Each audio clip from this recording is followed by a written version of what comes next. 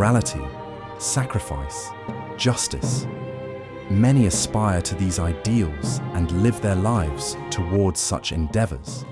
These, however, pale in comparison to celestials, the embodiment of all that is good, goodness incarnate. The essence of all that is righteous is suffused into every fragment of their being, physical, spiritual, and upon the axis of creation itself. Celestials are beings born of the upper planes, realms of light, order, and divine power. They are closely tied to the gods, often serving as messengers, soldiers, or protectors of their divine will. Their existence is a direct result of cosmic balance. Just as demons and devils represent chaos and corruption, celestials embody harmony and justice. Mordenkainen, Year of the Scarlet Witch, 1491 DR, from Mordenkainen's Tome of Foes. Today, we ascend the highest forms of honor and justice to discover celestials' realms, gods, and the trials to divinity itself. The upper planes are realms of unparalleled beauty, light, and goodness. Every plane has a fundamental link to cosmic good, but along the axis of strict law to chaotic freedom. A variety of celestials live within these planes, often dictated by the plane itself.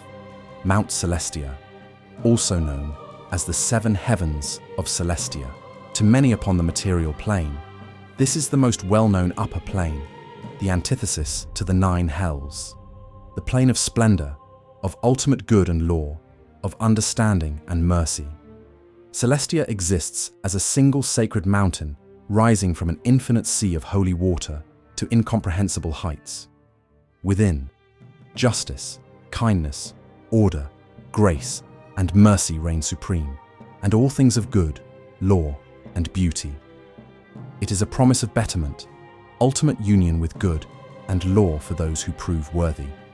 Supplicants of every type ascend the layers to the ultimate height of the heavenly illuminated city.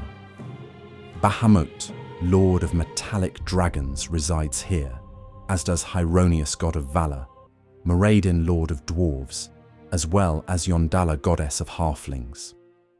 Celestia is home to many creatures of good, including Asimar, Deva, Archons, Planetars, and Solars. In addition, several groups of good-aligned natives have set up residence on the shores of the Silver Sea, upon Lunia, all of which embody the ideals of justice, discipline, and mercy. They are strict but compassionate, guiding mortals toward redemption and the path of law. Bitopia is the plane that faces itself. It is the home of the gnomes, and is a plane of dual landscapes with two worlds facing each other like the pages of a book. By looking up from Dothion, the top layer, one may see Shurok, the other outer layer. Each layer of Bitopia is an idealized world. Dothion is a tamed pastoral landscape, while Shurok is untamed wilderness. The philosophy of the plane, personal achievement in conjunction with social interdependence, infuses both layers. It is a plane of lawful neutrality. Bitopia is home to large numbers of celestials, including Cardinals, Archons, as well as Planetars, Solars, and Eladrin. Elysium, also known as the Blessed Fields of Elysium, is a paradise of tranquil rivers, endless meadows, and golden sunsets.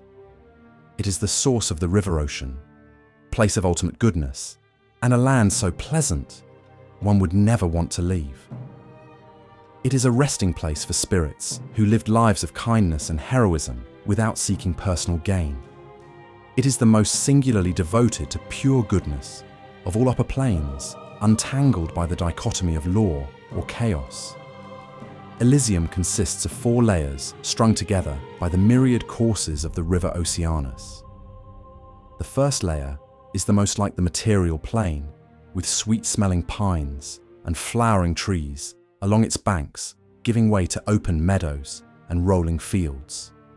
The second is rougher and more mountainous, with rapids and great waterfalls common along the channels of the river. The third is a great marsh, awash with life. The deepest layer is the Great Sea and headwaters of the River Oceanus, dotted with islands where veteran heroes relax for eternity. All types of celestials and outsiders are present, including angels, cardinals, and even natives of the elemental planes, such as jinn. The Beastlands is a domain of natural savagery and plenty. It is the forest eternal. It is a place for souls who cherished nature and sought balance between civilization, the wild, and is where most loyal animal companions go when they die. It is a plane of nature unbound, a plane of forests ranging from mangroves hung heavy with moss, to snow-laden pines, to acres of sequoias so thick that no light penetrates their canopy. Explorers find great pines and oaks all the way to giant fungi and mushrooms, alongside vast deserts filled with cactus, aloe, and other desert flora. The top layer is a place of eternal daylight, the second a place of eternal twilight, and the third a night only illuminated by a pale moon. A variety of creatures live in the Beastlands. The most common are celestial versions of wild creatures found on the material plane, the most notable of which are unicorns, centaur, and barriors. Eladrin, lilians, and angels are also found within the Beastlands. The Olympian Glades of Arborea is a plane of passion and peace, a plane of abundant nature in its patchwork glory. It is the domain of elven lords and is a haven for spirits who lived with unbridled freedom and creativity. It is a realm of vibrant forests, mountains, passionate extremes, embodying freedom and individuality, representing boundless joy, emotion, and artistic expression. The Olympian Glades are a crazy quilt of climates and environments, all of which thrive. It contains great woods of towering maples, birch, and oak, and is a place with flowers in bloom and trees bearing fruit simultaneously. There are upper lands covered with snow which shine below a crystal blue sky, overwhelming in its beauty. The top layer of Arborea is the Great Forest, with the second as an endless ocean, and the third a borderless desert of white dust. All three are of mercurial weather, sudden attacks, and strong passion. It is a place of joy and sorrow. Celestials are common in Arborea, especially the Eladrin, powerful elf-like protectors of this plane, as well as lilians and angels. The most common celestial agents are angels. These celestials are found upon almost all upper planes. Angels are sent forth into the planes to further its god's agenda. They possess sublime beauty, and their presence can drive awestruck onlookers to their knees. Angels are formed from the astral essence of the gods and are thus divine beings of great power and foresight. Angels act on the will of their gods with tireless devotion. Even chaotic deities command angels, due to their dedication to order, allowing the fulfillment of divine commands. Angels follow a single driving purpose, that of their deity. Angels slay evil without remorse or pity. The embodiment of law and good, angels are rarely mistaken in their judgments. This quality can create a sense of superiority, and an angel will almost never acquiesce or give way. When angels are sent to mortals or to other planes, it is not to serve, but to command.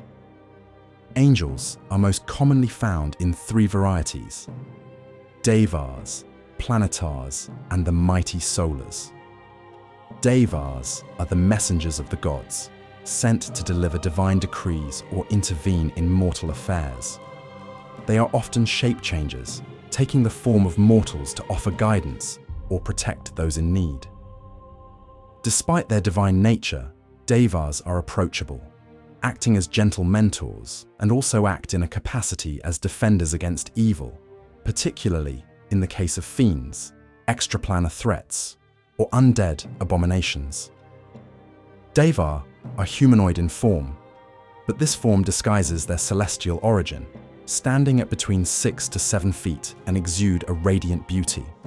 Their skin glows faintly with a silvery or golden hue, a beacon of their divine essence.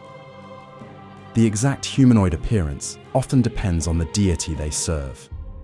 For example, one serving Lathander may have golden hair and warm amber eyes owing to its allegiance to the Morning Lord. The eyes aglow softly with the color of their divine alignment, this gaze carrying an authority and radiant assuredness.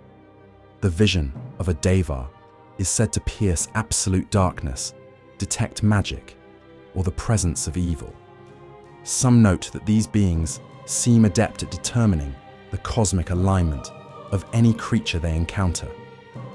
They possess feathery, angelic wings, which span 15 feet when fully extended.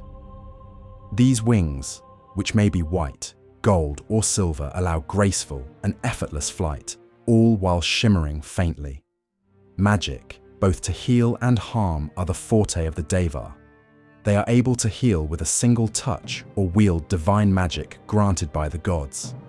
This magic focuses on healing, protection, and striking down evil. They are at home providing aid to the ailing or fighting on the front line of any cosmic battlefield. Devar are ageless. Their bodies do not deteriorate, cannot be corrupted by poison, disease, or mortal frailty. Their resilience to both physical and many forms of magical harm makes them a resilient ally or foe. Planetaires are mighty warriors of the upper planes and are second only to the mighty solars in the celestial hierarchy. These towering warriors of light act as generals of celestial armies, enforcers of divine will and protectors of justice. They serve as commanders in celestial armies, often leading battles against fiends or other threats. They are less approachable than Devars, but remain unwaveringly loyal to the cause of good. Planetaires are also dispatched to the material plane on occasion to act as divine judges or executioners in the pursuit of holy justice. Some planetaires, in the service of willing deities, may act as guides or mentors to mortals chosen by the gods, as well as an exemplar of celestial compassion. Planetaires stand at around 9 feet tall, often with muscular, athletic builds that reflect the martial purpose for which they exist. They have vibrant, emerald green skin that is said to glow faintly. This coloration is thought to symbolize their connection to the energy of the upper planes, particularly that of life, growth, and the innate good of these planes. The eyes of a planetaire shine with intense gold or white light, with a gaze that can evaluate the soul of a creature. Planetaires possess feathery, angelic wings of gold, white, or silver. However, these have a wingspan of 20 feet, critical to the speed required for their martial purpose. The weapons of a planetaire inspire awe in mortals and fear in the evildoer. These weapons are massive great swords or maces, extensions of their celestial essence and suffused with radiant light. Like any celestial, they are ageless, immune to disease and poison with a nearly indestructible physical form. Due to their nature as the warriors and enforcers of the divine, planetaires are capable of infusing their strikes with divine might, utilizing their massive wings or an aura of awe to inspire allies and terrify agents of evil.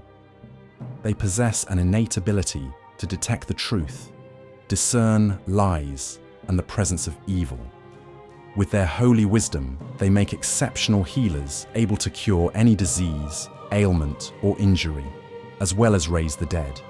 Like Devar, planetaires possess the ability to cast spells through divine magic, such as calling down a pillar of holy fire, healing wounds of itself or surrounding allies.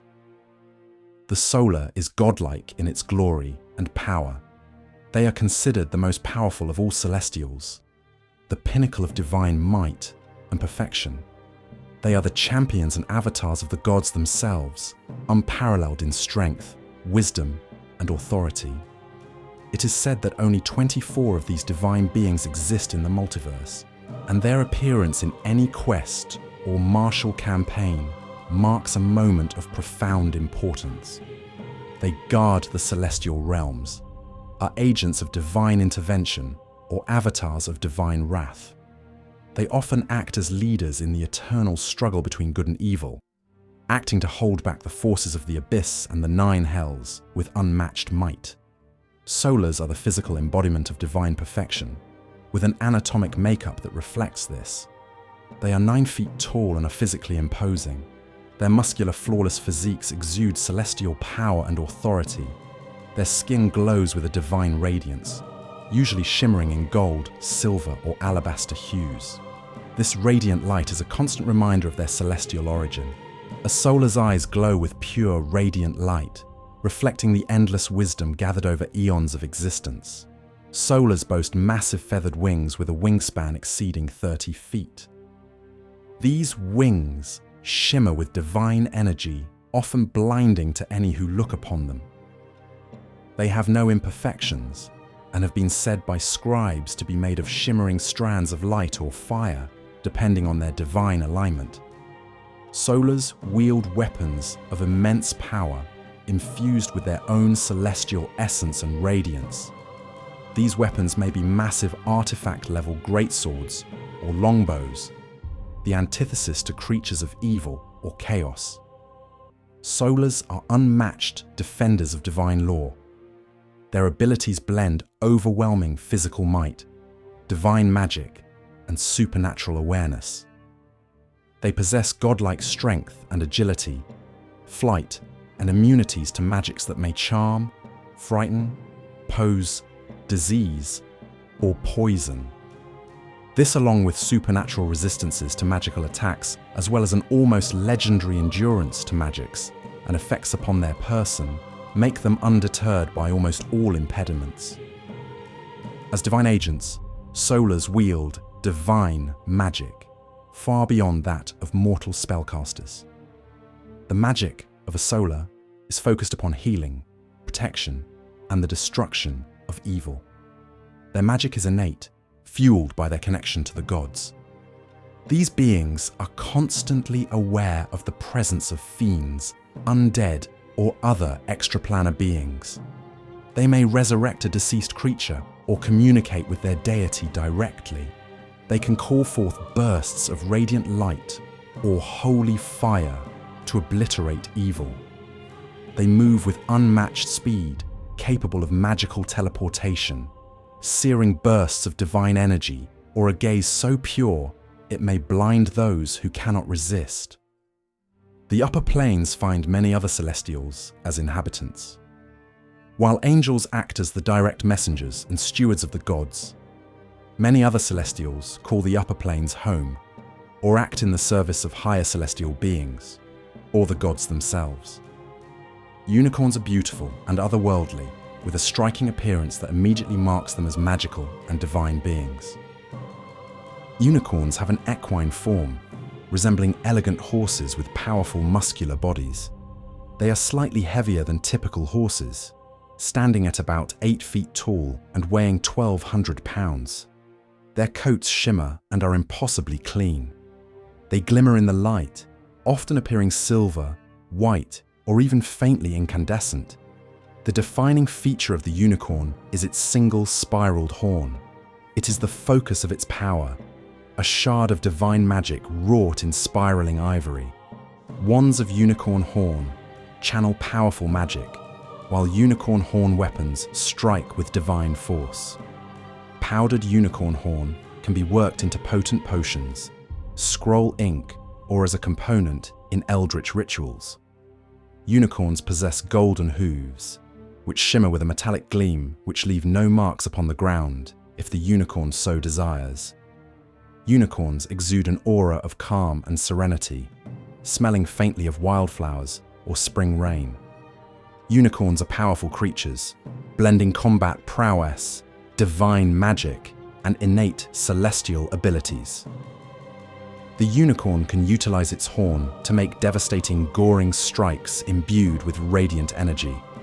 Their hooves, though beautiful, are powerful enough to crush bone and are used with proficiency to guard its territory or defend allies. Unicorns can magically teleport themselves or allies to safety. Unicorns have access to powerful spells of a divine nature with a mixture of healing, banishing fiends, or undead. Unicorns are highly resistant to magic, immune to disease poison or necrosis, much like other celestial beings. Pegasi are a lesser-known but equally majestic equine celestial. They are magnificent celestial winged horses, a vision of grace and majesty. They often serve as noble mounts for heroes and celestial beings, and are revered as symbols of freedom and divine purity. They embody the untamed beauty of the skies. Pegasi trace their origin to the Olympian glades of Arborea, where they soar through the skies of that plane and serve as faithful mounts to the Seldarine, the pantheon of elven gods. Some myths suggest they were born from divine storms or the purest light of Arborea. These divine beings have been known to send Pegasi to the material plane to aid those in need. Pegasi may act as protectors of sacred places, messengers of the gods, and a symbol of freedom. The Pegasus possess a regal and awe-inspiring appearance, blending the elegance of a horse with the majesty of a celestial. Pegasi resemble large, well-built horses. They stand about 8 feet tall at the shoulder and weighing approximately 1,500 pounds. Their bodies are muscular yet graceful. They are built for speed and endurance. The striking feature of the Pegasus is their large feathered wings. They can span around 20 feet and are powerful and enable incredible speed in the air. Most Pegasi have pristine white coats that shimmer in the light. Variants can include golden, silver, or black coats, depending on their alignment or planar origin. Pegasi have large, intelligent eyes that glow faintly. They convey an innate wisdom and understanding beyond that of ordinary beasts. They are wild and shy creatures, intelligent as humanoids, although they cannot be traditionally broken and tamed. They must be persuaded to serve as a mount. When this occurs, this bond is for life. Pegasi are more than flying horses. They can deliver powerful kicks, can outmaneuver most opponents in the air, even dragons. They can perform complex maneuvers, allowing the evasion of attacks or to escape pursuit. While not explicitly telepathic, they are highly intelligent and capable of understanding common, celestial, or elvish. They are ideal companions in the fight against evil due to the ability to detect the presence of celestial, fiendish, or undead creatures. Holophants are gentle, stalwart celestials native to the upper planes. Deities and angels utilize them as messengers and helpers. Holophants are the exemplar of goodness and loyalty and prize friendship and honesty. They are thought to have been created by the upper planes as deities and embodiments of purity and grace. They are native, in particular, to Mount Celestia, where they serve as advisors and attendants. A holophant looks like a miniature elephant with luminous gold fur and small, rapidly fluttering wings.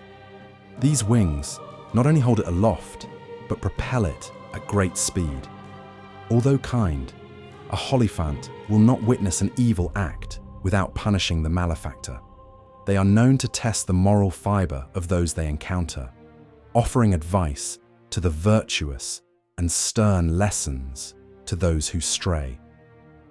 Its pearlescent tusks are far from formidable. However, it can emit trumpet blasts from its trunk that can deafen creatures or engulf evildoers in radiant sparkles of positive energy. They embody purity, kindness, and a resolute, unbreakable dedication to the celestial cause. Holophants are as adorable as they are magical. They possess a celestial glow that hints at their divine nature.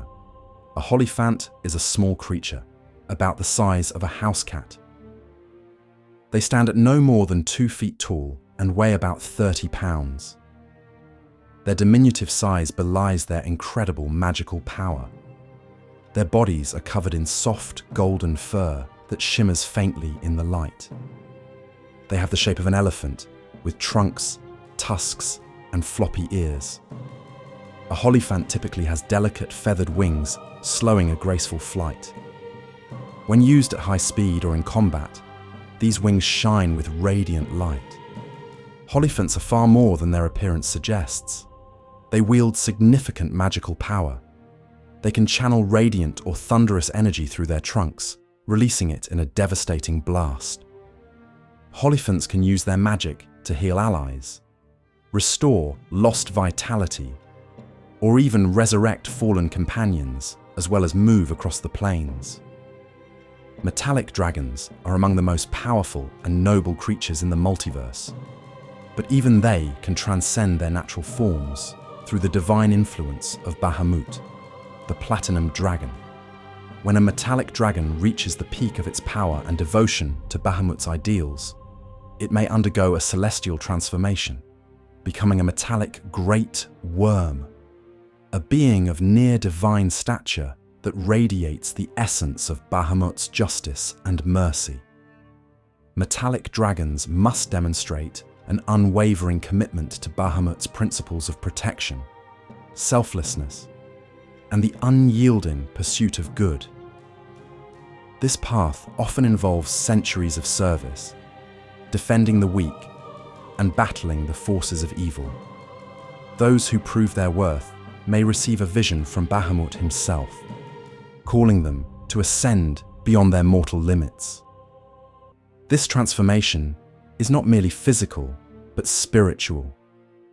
The dragon's soul is suffused with celestial power, aligning it even more closely with the Platinum Dragon's divine essence. The Great Worm's newfound nature binds it to the higher planes, where it serves as a guardian of cosmic balance and an enforcer of divine justice. The process of becoming a metallic Great Worm is a rare and profound event, marked by radiant displays of divine energy. The dragon's body grows to an unimaginable size, surpassing even the mightiest of ancient dragons. Its scales, already gleaming with metallic brilliance, take on an ethereal glow that reflects the light of the heavens. In this form, the Great Worm gains abilities that blur the line between mortal and celestial. Its presence alone inspires courage in allies and strikes terror into the hearts of evil beings. These Great Worms are among the largest creatures in the multiverse. Mighty elemental forces swirl around them in response to their wishes, and their breath weapons can sap the strength from armies or lay waste to entire regions. This divine transformation is a reminder of Bahamut's boundless power and his commitment to safeguarding the multiverse from evil's encroachment. In the presence of a metallic Great Worm, one witnesses not just the strength of a dragon, but the grace of a celestial being imbued with divine purpose. But the true power of any celestial is to inspire, to say to those who are good, you are heard. To those of evil, you will fail. As the upper planes battle against the lower planes, the abyss and the nine hells, celestials stand resolute, the barrier against evil, malice, and the end of all that is worth fighting for. Celestials teach us to hold true to our values, what is right, and most importantly, companionship. For in these values, we will prevail. The light of the divine will see us steady and to achieve our intent. Thanks for watching the video, and to our members DJ, Alberto and Zeno, who have signed up to our memberships. If you would like to support the channel further, take a look at the links for Patreon and our membership on YouTube. See you next time. And to all scribes, trust in the gods and in each other, for in this there is victory.